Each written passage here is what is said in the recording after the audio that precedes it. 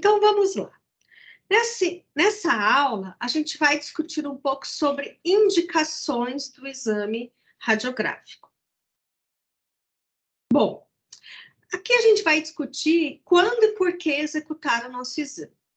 Eu sempre comento com os alunos, né, que o paciente não chega com uma placa, oi, sou cardiopata, estou em edema pulmonar cardiogênico, né? Ele chega com um sinal clínico apresentado. E a gente usa, então, o raio-x para confirmar a nossa suspeita, né? Ou para excluir essa possibilidade de diagnóstico diferencial. Então, tem duas coisas aqui que a gente usa, tanto para confirmar uma suspeita, como para excluir uma doença. É muito interessante a gente pensar da radiologia dessas duas formas, e não somente como confirmação de um diagnóstico. Então, quais são os sinais clínicos que o nosso paciente pode apresentar, no qual a gente vai utilizar o exame radiográfico? Esses sinais clínicos, então, são a tosse, né, qualquer tipo de tosse, tanto a tosse seca com a suspeita de colapso de traqueia, quanto uma tosse mais baixa, às vezes nas tosse da pneumonia tem um som um pouquinho menor, né, de volume. Na intolerância ao exercício, aquele paciente que chega para nós com essa queixa. Pacientes que têm dificuldade respiratória, talvez essa seja a queixa mais interessante ou que mais acontece. E nesse caso, em pacientes com dificuldade respiratória, eu vou ter que ter o cuidado, né, de saber exatamente o momento que eu vou executar o exame e se eu posso abortar ele por um tempo e utilizar inicialmente a ultrassonografia torácica, tá? Pacientes com trauma, tanto trauma torácico como trauma por atropelamento em outra porção do corpo, né? Um trauma diferente, não exatamente no tórax, mas sempre o tórax ele é uma triagem. Pacientes com síncope, não é exatamente às vezes a primeira abordagem, mas eu preciso pensar também nessa possibilidade. Pesquisa de metástase, aqui eu acho que é muito relevante o exame radiográfico como triagem, tá? A primeira abordagem diagnóstica na suspeita de metástase. Paciente com engasgos, e aqui a gente está pensando naquele paciente que tem alguma doença, às vezes na orofaringe, ou mesmo dificuldades de deglutição ou megaesôfago. E quando a gente pensa nesses casos, a gente também pensa na associação de pneumonias aspirativas, tá? Pacientes que têm alterações na ausculta durante o exame clínico e pacientes sabidamente cardiopatas. Isso realmente acontece. Às vezes eu já tenho um exame, uma alteração na auscultação desse paciente, às vezes até já fiz o eco, mas é necessário fazer o exame radiográfico para verificar se ele tem sinais que ele possa estar descompensando, né? E às vezes até para descartar uma doença concomitante, tá bom? Uma coisa bem interessante que a gente precisa ficar atento refere-se aos termos sensibilidade, especificidade e acurácia. A sensibilidade refere-se ao quanto que aquela modalidade é capaz de detectar uma lesão quando ela está presente. Então, veja, a sensibilidade do exame na detecção de pneumonias é moderada, a gente já sabe isso.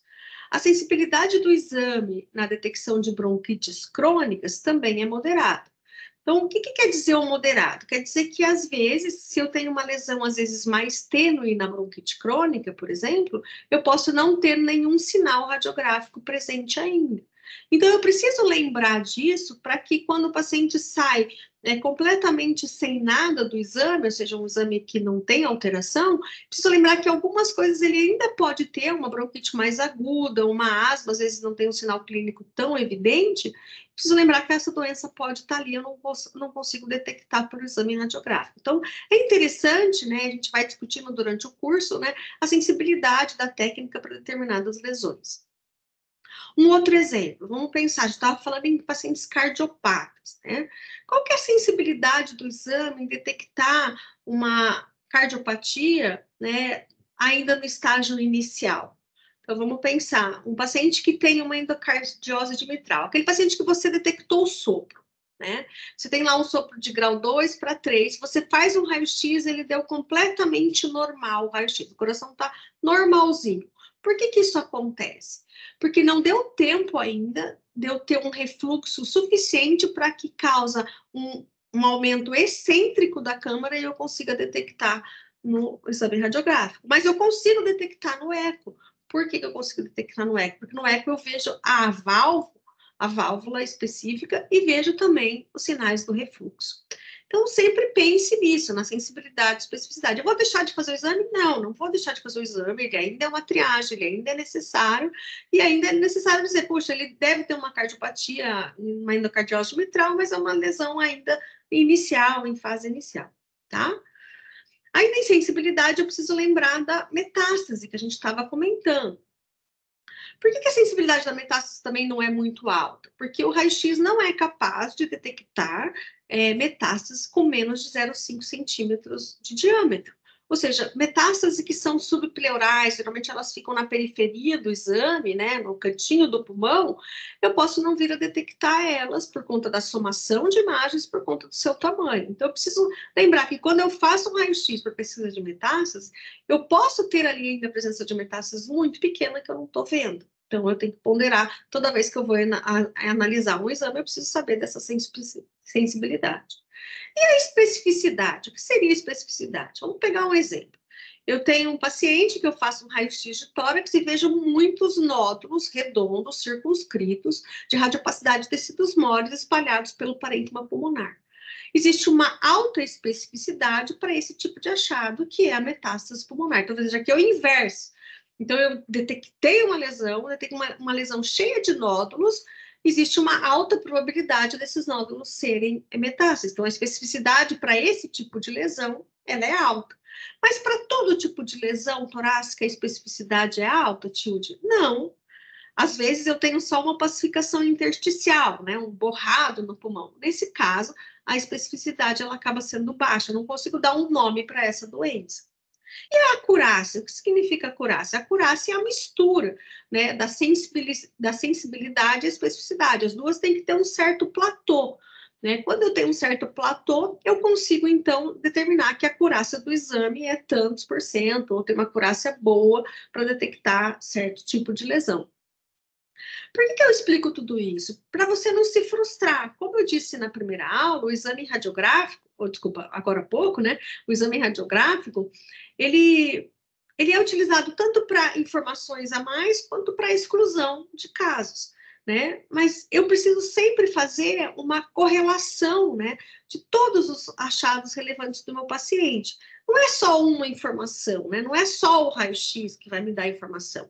É o raio-x, a ausculto, o sinal clínico, a semiologia do caso. O que é a semiologia? É a característica do paciente que se apresentou para você. É um cão jovem ou é um cão velho? É um gato jovem ou é um gato velho? Né? Esse gato ou esse cão teve já um tumor mamário? Né? Porque daí você começa a pensar em refletir diferente. Quais são os sinais clínicos que ele apresentou para ele chegar no exame radiográfico?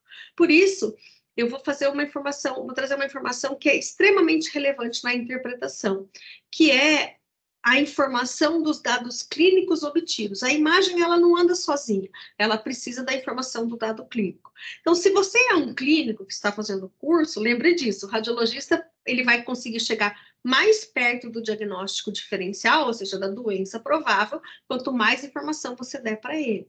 Isso não é uma pegadinha, isso é o risco, né? É aquele paciente que está ali. Então, você precisa, sim, se policiar também a fazer uma solicitação adequada. Quanto mais informação você colocar na solicitação, quanto mais informação semiológica você colocar, mais você vai conseguir trazer de informação e conseguir chegar a um diagnóstico mais provável. O raio-x ainda, ele é utilizado para indicar outras possibilidades. Né? Às vezes você identifica, você viu a massa, mas você quer saber aonde que ela está melhor, você quer saber outras coisas, daí você vai falar, não, o raio-x já tem um sinal que eu vou precisar ir para outra técnica, que é, por exemplo, a tomografia computadorizada ou ultrassonografia. Então, quando a gente vai analisar tudo isso, as indicações de técnica, eu preciso lembrar todo um contexto. E sempre guardar a informação de que aquele paciente depende dessa informação ou dessas informações para a gente tratar ele de uma forma mais adequada, tá bom? Era isso por agora.